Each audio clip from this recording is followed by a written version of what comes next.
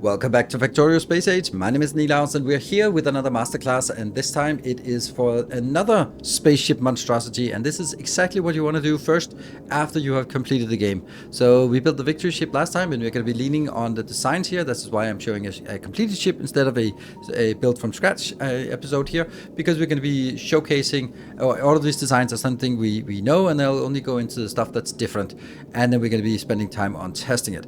As usual, blueprints are available. The designs here are available to Patreon supporters, so thank you very much everyone who's supporting the channel. Without you, this channel just wouldn't exist. This is how we keep the lights on around here.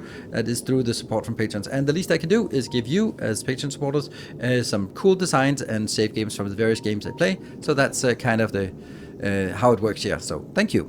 Right, and we're also going to be reviewing the design, so if you are not a Patreon supporter, you can still do the design here by yourself, or come up with improvements, which I know a lot of people from the community have already done.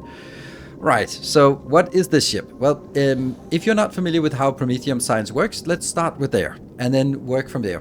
The Promethium science is complicated because it needs bidirects, quantum processors, and Promethium asteroid chunks. The quantum process is just something you make on Aquilo, so whatever, let's just do that.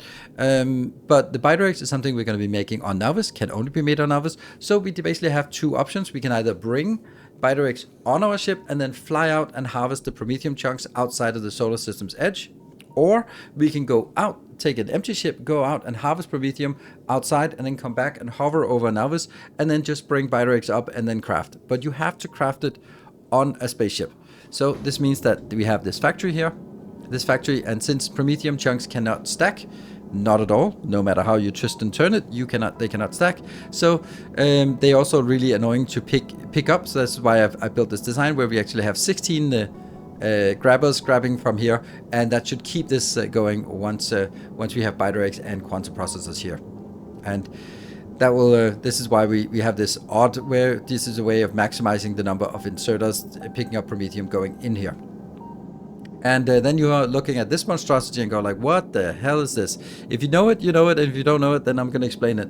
This is the cursed belt storage. It is a necessity, unfortunately, because, as I said, asteroids cannot stack. That means that if you put asteroids in here, let's see if I'm going to do that like this. If I put it in here and I put another one, then they're going to take each one stack of space, which is awful. That means one of these cargo bays has 20 inventory slots. That means it can only store 20 Promethium chunks. This is atrocious compared to a belt here that contains 8. So that means that just having 16 belts next to each other would actually be 128. So it's way better.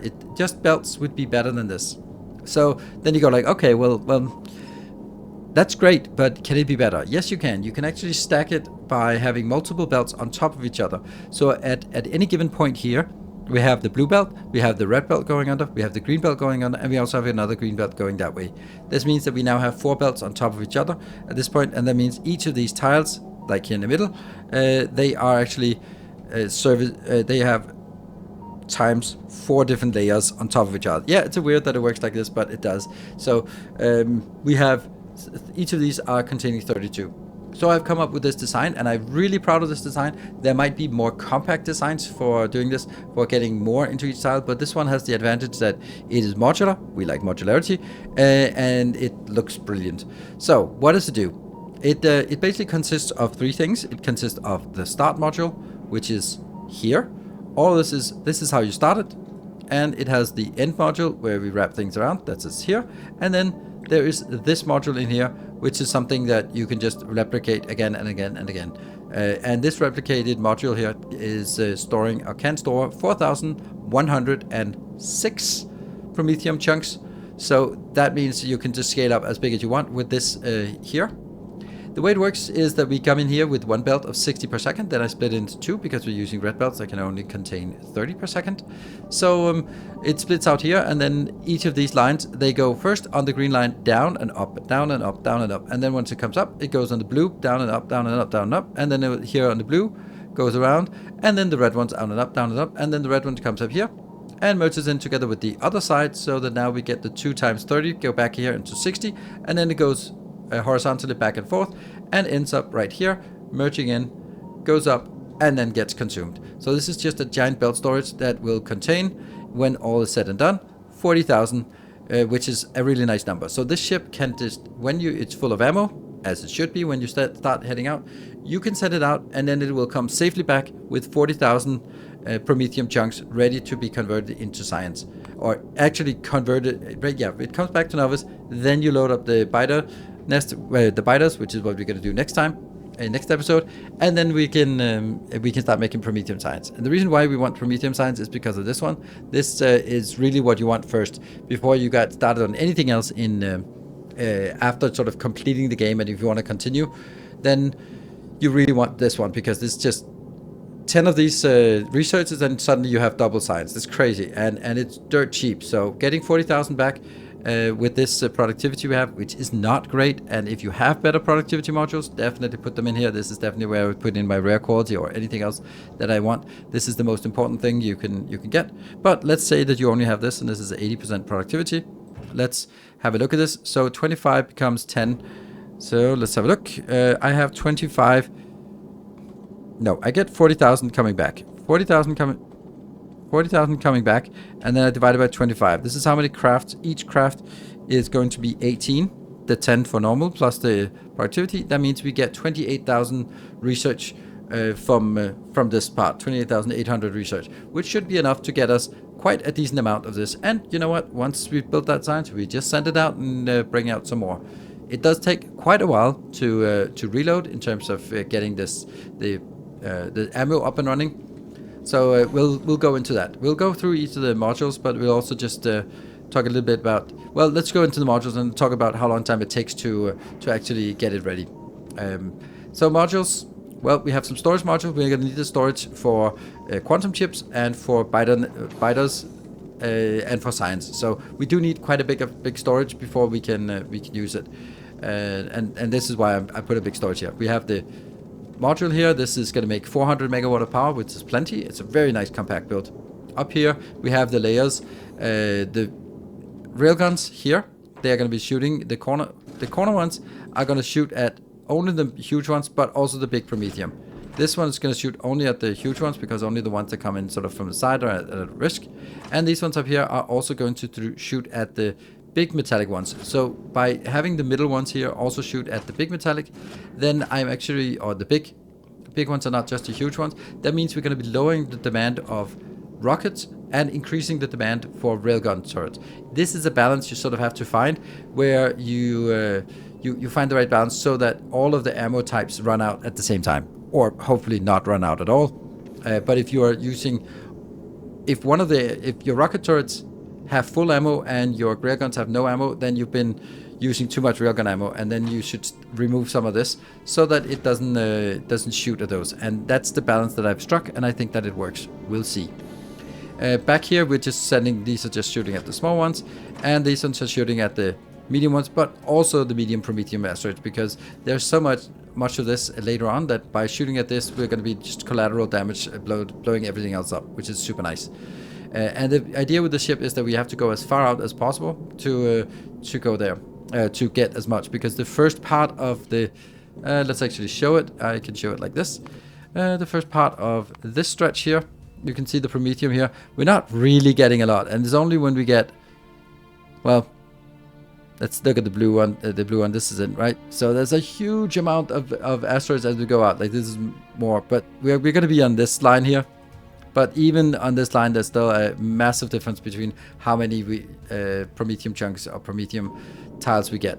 So we want to go further out, not just go 30,000 kilometers and come back. We want to go 200,000 kilometers out if we can.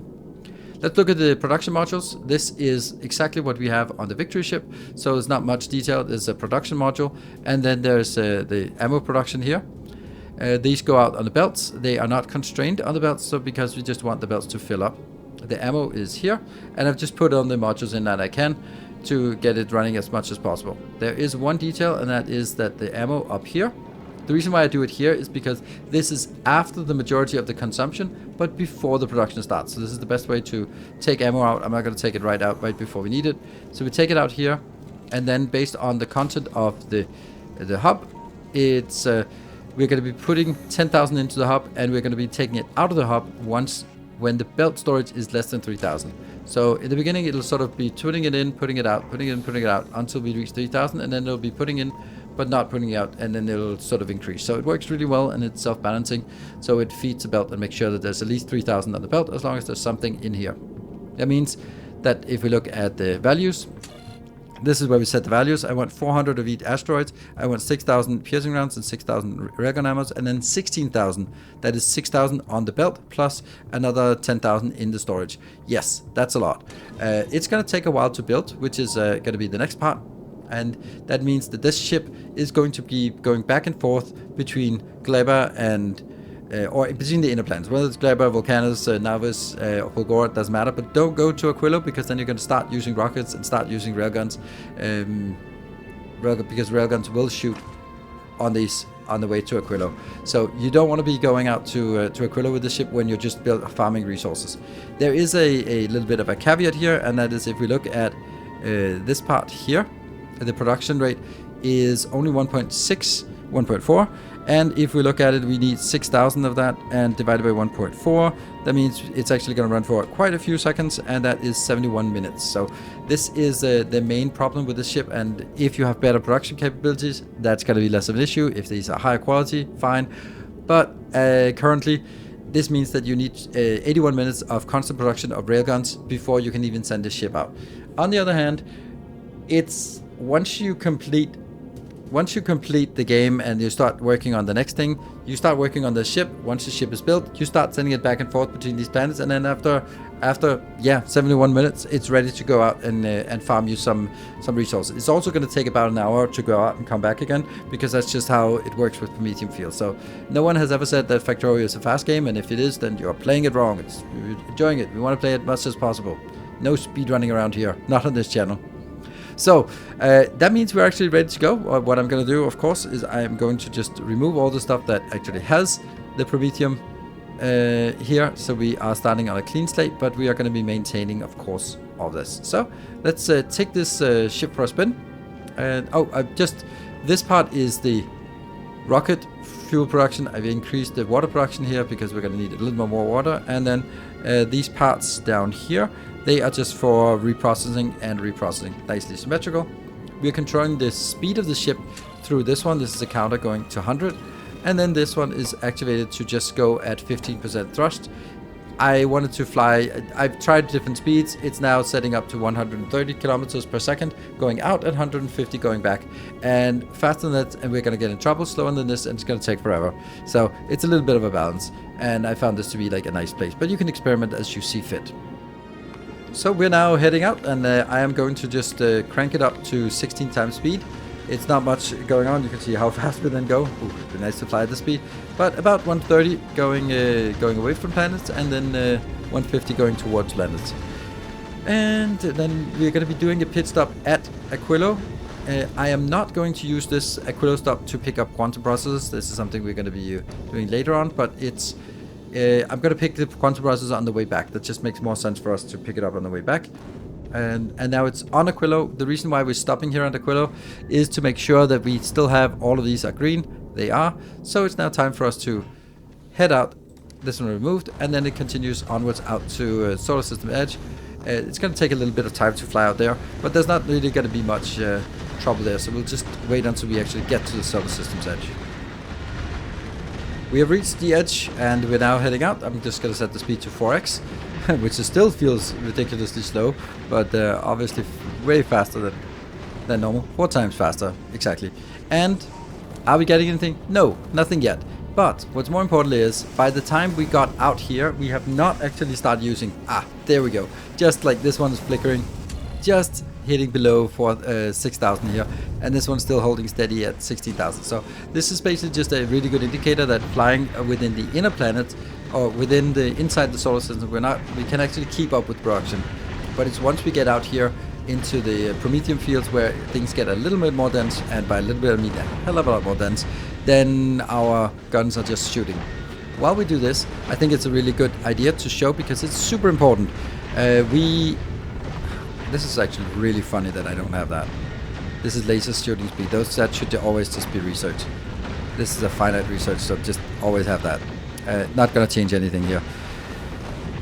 what I want to show you is how much I have here. So I have this researched up to level 10 for the ammo. The laser weapons is at 11. I think this one should be at 11 as well. And I have rockets, that's explosives. Explosives here is at 11. And the railgun is at 30. Is at 5. It doesn't really need to get much because it deals so much damage. And then we also have some of the shooting speed here. The shooting speed here, we don't have a lot of shooting speed for this. We don't really need it because shooting speed is just gonna run us out faster. If anything, it's we are fast enough that it works and the damage deals enough. The one thing is, I think this one would make sense just so that we can say that we have research level 11 for everything. But again, if we look at ammo, it's not the normal ammo that's depleting. So this is pretty good. We're up to 60,000 kilometers. We're going to be turning up the speed here because we want to get a little bit further out. It's about, when we get to about 100,000, then we want to take sort of a note of where we are. So let's just crank it up here. We only have 3,000 and you can see we've only filled up like 10%. Now these other ones have started blinking. This one's start blinking as well. It's not actually yet. We're still, oh yeah, 15,000. So it's like really just barely now going below. Oh right, this one. This is why it's bad. Haha. It should be set to 16,000. There you go. This looks better now. So ideally we'd want these to go down at the same rate because it doesn't make sense. Or if we come back with full of one ammo and empty on the other ammo, maybe we could have sort of set a little bit of a balance here. But we're now up to 18,000. We're now at 130,000 kilometers, but also our rate of accumulation here is increasing quite rapidly. This we can see if we go in here into production stats and look at this one. You can see on a 10-minute cycle, it's actually almost better. Here we can see it like from this side. It was 19 minutes ago, and we're now up to maybe 1.3 at times, 1.3 per minute inbound, while in the beginning it was not really anything. So this one is accumulating pretty fast. It needs to go up to up here. It says 19,500 is my turnaround. It could be say 20,000, but the fact that there's also something that's already being picked up, so by the time we turn around it should come back with about 40,000 in the end. And the further we go out, the bigger this problem is going to be. So yep, this is actually, I'm a little concerned about this honestly, because it's 3.1 and we're not halfway yet. We're almost halfway, and there we go. Now we turned around, and then the question is, are we more or less than half? We're a little less than half. So this is going to be exciting to see on the way back if we are actually going to make it, or we're going to have to make some adjustments and try again. I think it should work, but let's give this a shot. We can see that ammo production here, the rockets are also sort of decreasing now, and well, they're not decreasing as fast, so we could probably have like, in order for this balance to change, then it would be basically taking these ones and then saying only shoot at the medium. So it'd be like this thing would actually probably shift the balance towards a little bit more rocket consumption, a little bit less railgun production or consumption. And that's the challenge, because we want to get out there and we want to come back safely, and there's always a little bit of variation between these runs. So this is going to be exciting to see if we can make it safely all the way home here. Let's have a look at the production graph. We can also see the one we're looking at here. This is slightly decreasing. This is important. Slightly decreasing.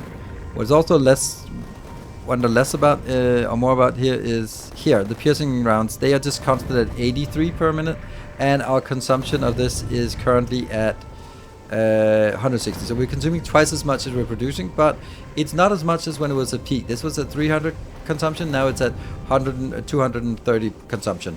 Yeah, okay. So it's, well, okay, this was average. This one is averaged over an hour, so it doesn't really make sense. But here we can see that our explosive rocket consumption is also decreasing, and we're at still. Let's go a little bit further, and we still have 600 left on the belt, and it might be a little bit tight. We are starting to see occasional out here where they actually run out of ammo, and there's 10,000 kilometers left, and there we go. Like, that one is running out, that one's running out. It's not a great sign. It's maybe cutting it a little too close. A little too close, as I say here. Ah, there we go.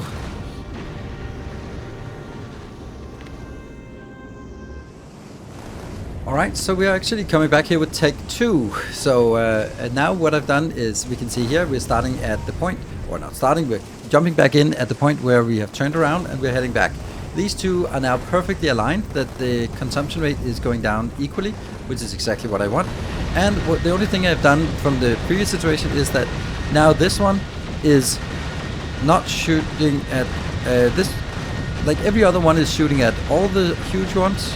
They're all shooting at huge, but this one is also shooting at the large ones. This one is not. This one is not. This one is. This one is not. This one is.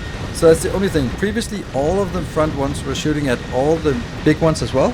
But now I've just scaled it down so that only half of the railguns at the front are shooting at large asteroids.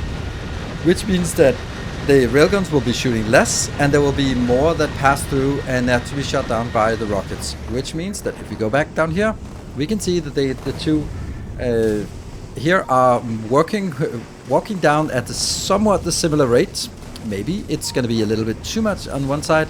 Yep, that's the rockets are being exhausted quite rapidly, and maybe we'll get it all the way home. We'll try to see if take 2 works, or if we have to make changes again. And we have now the last 15,000 kilometers, and we're down to 1.4 here. Is that alert on our ship? Yes, it is. We have enough railguns. We are barely having enough of this, and we can also see this is now empty because it does empty this back on the belt, and nothing is being picked up here. Yeah, okay. And there we go. We've now made it out safely of this area, and we should start seeing at least the railgun ammo being increasing at this point. And the rocket ammo is also being better. And we now reached at 41,000 in this case. So about 40,000 we're coming back with, and we are using, there we go, we can actually see that now that light is coming back on. So as soon as we get inside the solar system's edge, we're actually building up ammo again, which is also nice because all the trip back to Nilaus, and then we're going to be bringing up some biters that we're going to be producing, and we can drop it off, and then at that point we have to figure out if we have enough ammo ready to go out to do another round. Probably not at this point. It's going to take a while for building up the reserve, but hey, it's working, and this is again without any quality items. So I think this is pretty good. We're now getting this one safely back to Nilaus, which is what we wanted to do, and then from here it can just run through with the inner planets as much as you like and build up the reserves again, because it has to move in order to actually get enough asteroids to start producing. But it has made a completed circle, and this ship is functional. It was cutting it close. Definitely, if you don't like cutting it this close, then you can just lower it. Maybe set this one down to 19,000 instead of 19,500. But those are the things that I tweaked, and I feel confident about this one because I've done it a lot of times, and now we found something where we actually get these two to sort of walk down at the same pace. You could maybe just kind of lower the consumption rate a little bit by having, if you can see here, this one and this one, then basically maybe allow the inner ones here to also shoot at railguns. But you know, that's the tweaking. But as long as this works, and there was a little bit of a margin, not a huge margin, but there was a margin, and that's all I need. So that means we now have a fully automated way to get some Promethium back in your base. But realistically here, with 41,000 coming in, we're going to be sitting here for a while crafting Promethium science, and just reaping the benefits of doubling or tripling or quadrupling our science output all of a sudden. So with that, thank you very much for watching. I hope you enjoyed it. This is a little bit more of a showcase instead of a design from scratch, but that's because all of the components are for something we already have designed previously. So it's more just putting together the modules one more time, and didn't want to do that in the same level of detail. We also wanted to go out and see how it actually performed, and the second iteration performed a lot better than the first iteration. Thank you for watching. Until next time, take care, and as always, remember, patrons get the blueprints, so you can just stamp it down and your own game and then harvest some Promethium. Until next time, take care and stay effective.